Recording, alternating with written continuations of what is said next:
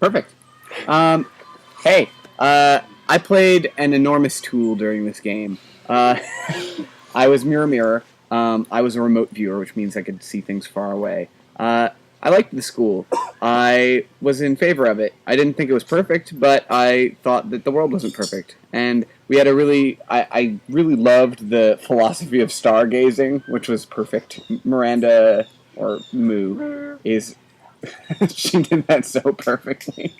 We just had a rambling discussion about symbology. It was exactly like every philosophy course I've ever actually taken. I spent a lot of time like dispelling rumors, which actually, by and large, were rumors. Like, some people thought that the Doctor had performed multiple operations, which wasn't true. Some people thought that Mr. Snow had killed Adrian, which wasn't true. Some people thought that Adrian had been killed by the students, which wasn't true.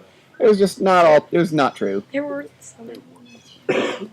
And I was right about that. But I was wrong about a bunch of other things. Like, I didn't think Mr. Snow would ever torture somebody who didn't need torturing. Oh, go figure.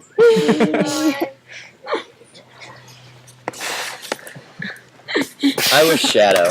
I could, like, jump into shadows and kind of become shadows and then pop out at a different shadow, which meant, like, I actually always carried a flashlight around with me, and I couldn't really do it with my shadow, and I could kind of do it with other people's shadow. So there were a bunch of times with Skylar where the T-Rex would be coming towards, and I'd be like, wait, hold still, click, and, like, make his shadow. I'm like, here, so if the T-Rex charges, just, like, stand still for a few seconds, and then I'll jump through your shadow. He was like, no. Definitely not. Never. And then as it became night, I got a lot. My character kind of. Well, he was getting less tense, kind of, because it was like, well, now I can do it anywhere, except inside, because there's shadows everywhere. So I was still like kind of really tense, but less tense than when I was. Also, no one never trusted us. Even when we brought in lots of people to get tortured. The reason they didn't trust you. Alright, I had an extremely interesting game. I was one of the Doctor's children, and completely emotionless, which was very fun to play. I had 3 really funny moments in the game, which were all connected, but the first one was actually really intense in a way, because it was the death scene, and I was trying to activate my power, but I forgot how. So, yeah. I, did the yelling thing, but no one reacted because I did it wrong. So, which was damn it, I forgot. So, then, very, very soon after that, we were, having conversations with the Doctor, kind of yelling at him, but I was utterly calm, as my character would be, so that was also very funny. But what really clinched it was when we were going to hospice at one point, we just ran into him again, and that sucked, so yeah. This game was extremely fun. I'm just going to have to share as many moments as I can, because there's not even stories I can do. Valentine made my game. It was the best. I felt kind of had that Hagrid thing going on, where I was like, oh, big monster! So, everyone else was terrified of the Tyrannosaur, and I'd, wrestle and cuddle with it, oh, Archie, you great beastie! Look at you! You're a big beastie, aren't you? And it turns out that there's little phrases that let you stay in an accent, because if there's certain phrases that are very easy to say in an accent. Irish is right, sir. That's just an easy thing to say in an Irish accent. And Scottish, apparently, 2 things that keep you right in your accent are no, Archie! And don't run! He can sense your movement! Very easy to say in an accent. I also want to thank Julian, because this character was really goofy, but always was in character, never was breaking the fourth wall, so to speak. Because Julian, at the very beginning of game, I sat down to have dinner, and he was like, oh, you stink! You smell so bad! And I was like, wow, that's really blunt of him to say. So the first thing I said in character was, I've been working here for 5 years. You'd think you get tired of talking about how bad I smell. Isn't it boring for you to keep bringing it up over and over again? So that was very, I was very hurt as a character. And then also, I want to thank people for reacting to a Nova that was not really overpowered. It was kind of like a mediocre on the scale of Novas. But when I walked in the final scene going, everyone got that I was surrounded by bees on all sides. And I very much enjoyed that. Alright, I was Mr. Snow. Simon Snow is actually my first name.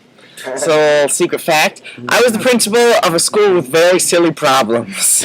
I think much more of my game was spent talking to the staff about, like, the dinosaur than was trying to quell the resistance. Because the staff were like, they were freaking out about this dinosaur situation. The staff were insufferable. I was trying to torture these people, and they just keep coming in. And I was kind of a raging sociopath character, and like I didn't understand that everyone else would be so upset when I started like interrogating people because I'd just been doing it for like ever. But apparently, everyone got really upset, including the staff, and that was my undoing. And they're like, "Hey, you should really not be here," and I was like, "Okay." And so I made an escape, and I have a list of all your families, and I have a lot of money. And so they'll be seeing from me shortly before you arrive home. Oh, and the whole reason I had this institute, mainly, was because of this girl who I really liked, and I helped her escape, and I kept the Nova secret so she could be safe, even though I stole her son, who was also my son, and that was Seabass, but she was safe. Whatever. Don't worry about it. Don't worry about it. Don't worry about it. I was also a sociopath. Ew. And I was with him the entire game, torturing people, and it was very frustrating having to play it off when people would just walk in because he kept having appointments mid-torture. So it got very awkward every 5 seconds.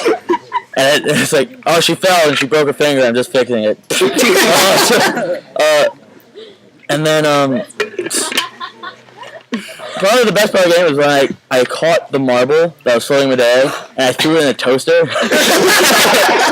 I shook it up, but then he popped out and he shanked me in the arm. And then I like put tourniquets all over like this part of my body, and I was like. I had a morphine. I was taking morphine, but like between that and like the tourniquets, it looked like something else, and everyone kind of was like staring at me.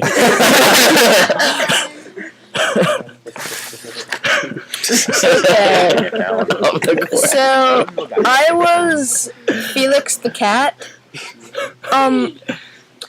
You would only get that if you watch old French TV shows. I was an insane 14-year-old with MPD who could turn into a cat. And I thought that my brain was a separate person from me, and I would have these really interesting conversations with myself, with my brain, who I'd named Jack. And Jax. And it was also really fun to just go around as a cat, and people would be like, "Oh, it's such a cute kitty," and then I would turn into a person, and they would be like, "Oh my god, did that cat just turn into a guy?" It was really fun scaring people. Well, they weren't really scared, but they thought it was weird. Anyway, yeah. So I was Damien. I guess I was haunting the campus. I was Ree, but I only dealt with 3 people throughout the course of the game, so mostly I walked around and watched the awesome scenes. I would walk around the dining hall or whatever, and I would stare at Adrian, who had replaced me and who I was worried about, and I would, be walking around, but I'd slow a pace whenever I passed one of my murderers. And apparently I was a good Ree, because the 2 people I managed to send back managed to give Snow the vital seconds he needed to escape by distracting everyone by walking in. So, I thought it would be... I was very excited about this game, except for the fact that I wouldn't get to play it, but then I had a good time anyway, so well done. My character was Dimes